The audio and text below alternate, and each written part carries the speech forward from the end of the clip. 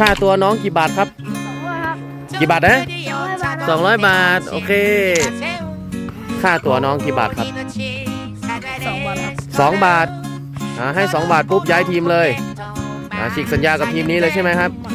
อ้าวค่าตัวน้องกี่บาทครับ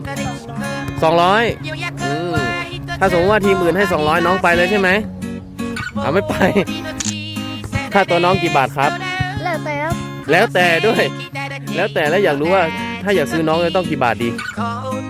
ไม่มีสักบาทเลยเหรอให้อะไรก็ไปโอเคมิกกี้ค่าตัวหนูกี่บาทครับ 1 บาทครับ บาทเดียวเองเหรอก็ให้บาทหนึ่งย้ายทีมไหม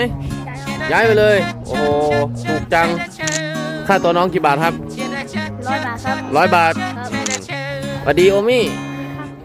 ค่าตัวน้องกี่บาทครับ 2,000 ครับ 2,000 ครับ แพงจัด แล้วค่าตัวของเพื่อนล่ะสักกี่บาทกันบ้าง